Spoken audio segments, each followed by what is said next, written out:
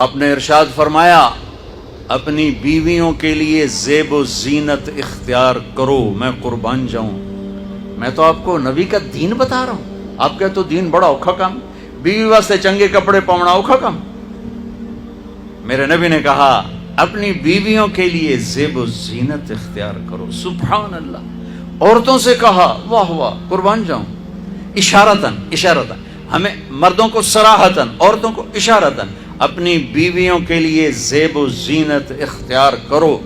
بنو اسرائیل میں زنا اس لیے پھیلا کہ مردوں نے بیویوں کے لیے زیب و زینت چھوڑ دی تو وہ غیر مردوں کی طرف مائل ہو گئیں۔ اور پھر عورتوں کو فرمایا کہ خامدوں کے لیے تیار ہو۔ کیسے؟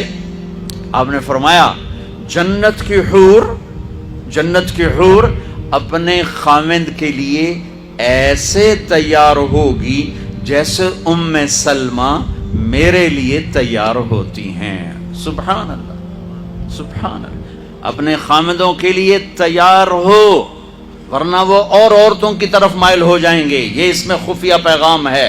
میرے نبی حیا والے ہیں، پاکیزہ زبان، پاکیزہ ذات۔ جب حضرت فاطمہ رضی اللہ تعالیٰ عنہ کی شادی ہوئی اور نکاح ہو گیا اور رخصتی 1 ماہ بعد، 2 ماہ بعد، 6 ماہ بعد، 1 سال بعد یا فوراً، یہ ساری روایات ہیں، لیکن زیادہ صحیح ہے کہ کچھ عرصے بعد رخصتی تھی، فوراً نہیں تھی۔ تو جب حضرت علی نے آ کے رخصتی کا مطالبہ کیا حضرت ام ایمن کے ذریعے سے، تو آپ نے حضرت حفصہ اور حضرت ام سلمہ اور حضرت عائشہ ان تینوں سے فرمایا کہ تم جانتی ہو نا میری بیٹی فاطمہ مجھے کتنی محبوب ہے، میری بیٹی کو دلہن بناؤ۔ اللہ اکبر، میری بیٹی کو تیار کرو۔ یہ میں دین بیان کر رہا ہوں، بے پردگی نہیں، بے حیائی نہیں، زیب و زینت میرے دین کا حصہ ہے، میرے نبی کی شریعت ہے۔ میرا نبی خوبصورت دین لے کر آیا ہے، ایک خوبصورت زندگی لے کر آئے ہیں۔ آپ نے کہا جابر شادی کی؟ کہا جی کی۔ کہا کماری سے کہ بیوہ سے؟ کہا جی بیوہ سے کی۔ کہا اللہ بکرن فتلاعبک وتلاعبها، ارے تو نے کماری سے کیوں نہ کی؟ وہ تجھ سے کھیلتی تو اس سے کھیلتا۔ کبھی آپ نے میلا کپڑا نہیں پہنا، پرانا کپڑا پہنا، پیبند لگا کپڑا پہنا، میلا کپڑا زندگی بھر نہیں پہنا، زندگی بھر۔ اور آپ کے بدن مبارک سے، آپ کے پسینے سے ایسے خوشبو آتی جیسے مشک سے خوشبو آتی، دنیا کے سب سے مہنگی خوشبو۔ آپ حضرت ام سلیم کے گھر میں آرام فرما رہے تھے دوپہر کے وقت، تو آپ یوں کر کے سوئے ہوئے تھے، یوں یہ کوہنی آگے نکلی ہوئی تھی۔ آنکھ کھلی تو دیکھا ام سلیم نے یہاں بوتل رکھی ہوئی، یہاں۔ تو آپ نے کہا کیا کر رہی ہو؟ تو کیا تھا، چونکہ گرمی، پنکھے تو ہے نہیں، پسینہ یہاں سے نیچے گر رہا تھا۔ ام سلیم نے نیچے بوتل رکھی ہوئی تھی اور وہ سارا پسینہ اس کے اندر جمع کر رہی تھی۔ کہا ام سلیم کیا کر رہی ہو؟ کہا یا رسول اللہ یہ آپ کا پسینہ اکٹھا کر رہی ہوں، یہ مشک سے زیادہ خوشبودار ہوتا ہے۔ شادی کے بعد ماں باپ کا حق پیچھے، بہن بھائیوں کا حق پیچھے، حتیٰ کہ اولاد کا حق بھی پیچھے ہے، اور خامند کا حق پہلے ہے۔ بہت سی عورتیں اپنی نادانی کی وجہ سے ماں باپ کے پیچھے لگ کر اپنے خامند کو چھوڑ دیتی ہیں، خامند کو ذلیل کر دیتی ہیں، اپنے بچے کے پیچھے لگ کے اپنے بچوں کی وجہ سے اپنے خامند کو بے عزت کرتی ہیں۔ بہت سے باپ اپنے بچوں کی وجہ سے بیوی کو بے عزت کرتے ہیں، یا اپنے ماں باپ کی وجہ سے بیوی کو بے عزت کرتے ہیں۔ یہ سب بے اعتدالیاں میرے معاشرے میں ہیں۔ اللہ کا واسطہ دیتا ہوں، ایک دوسرے کو عزت دو، رشتوں کو عزت دو۔ ہر ایک کا اپنا مقام ہے، ہر ایک کو اپنے مقام پر رکھو۔ ماں باپ کی وجہ سے بیوی کو بے عزت نہ کرو، بیوی کی وجہ سے ماں باپ کو بے عزت نہ کرو، بیوی اپنے ماں باپ کی وجہ سے خامند کو بے عزت نہ کرے۔ یہ وہ رشتہ ہے جس میں اولاد بھی نہیں داخل ہو سکتی،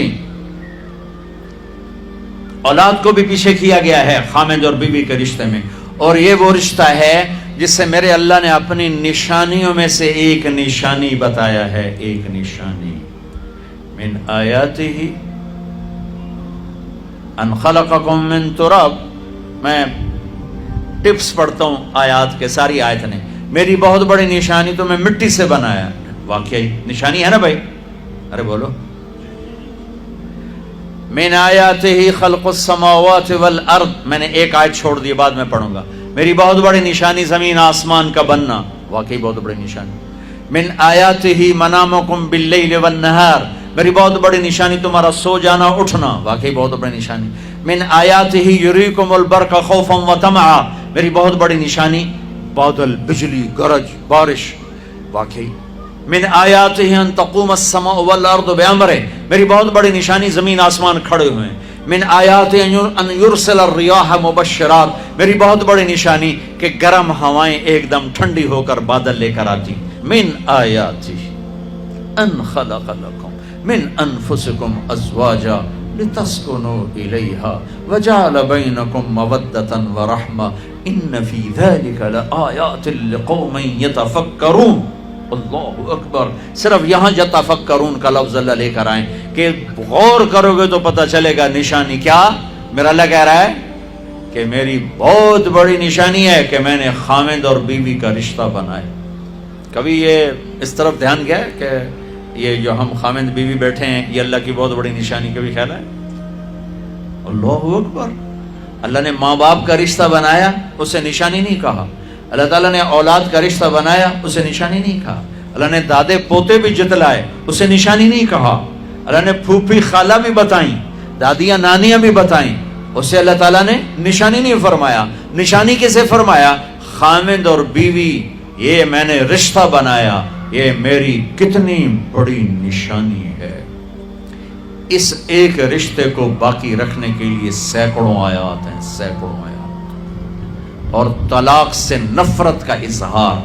میرے نبی نے کہا علی طلاق سے بچنا، جب طلاق دی جاتی اللہ کا عرش کانپ اٹھتا ہے۔ ناجائز طلاق، بے جا، ضرورت کی وجہ سے طلاق لی بھی جا سکتی ہے، دی بھی جا سکتی۔ یہ میں ایک اضافہ کروں گا، بہت سی بچیاں نہیں گزارا ہو رہا، خامد بدتمیز ہے یا سسرال ظالم ہے، وہ کہتی ماں سے میرا گزارا نہیں ہو رہا، میری جان چھڑا دو۔ نہیں بیٹی، گزارا کرنا ہوگا، صبر کرنا ہوگا، گزارا کرنا ہوگا، یہیں رہنا ہوگا۔ یہ ماں باپ کا ظلم ہے، یہ ماں باپ کا اپنی اولاد پر ظلم ہے۔ گھروں کی آبادی اللہ کی قسم، مالدار ہو یا غریب ہو، صرف اچھے اخلاق سے ہوتی ہے، اور گھروں کی بربادی مالدار ہو یا غریب ہو برے اخلاق سے ہوتی ہے، برے اخلاق سے ہوتی ہے۔ دو واقعے اوپر نیچے ہوئے۔ ایک خاتون ملی، مجھے تعارف کرایا گیا کہ ایک خاتون آ رہی ہیں، ان کے خامند کھربوں پتی ہیں، کھربوں پتی، ٹھیک ہے جی آؤ۔ اس خاتون نے آتے ہی رونا شروع کر دیا، مولانا لوگ مجھے خوش قسمت سمجھتے ہیں کہ میں بہت بڑے مالدار کی بیگم ہوں، میرا دل زخمی ہے، میرے خامند کا سلوک اچھا نہیں، میں دولت کو آگ لگاؤں، یہ ہیرے کے سیٹ کو میں کیا کروں جب اس کا سلوک ہی میرے ساتھ اچھا نہیں۔ چند دن کے بعد ایک نوجوان ملا، مولانا میں اپنی زندگی سے تنگ ہوں، میری بیوی انتہائی بدتمیز ہے، انتہائی زبان دراز ہے، میں اپنی زندگی سے تنگ آ چکا ہوں، 3 بچے ہو چکے ہیں، طلاق دے نہیں سکتا، میں کیا کروں؟ یہ روزمرہ کے واقعات ہیں۔ تو ضرورت کے لیے طلاق دی جا سکتی ہے، لی جا سکتی ہے، نہ عیب ہے، نہ تانا ہے، نہ ذلت ہے، نہ کوئی داغ ہے کہ کہیں بچیاں ذبح ہو رہی ہیں، کہیں بچے ذبح ہو رہے ہیں۔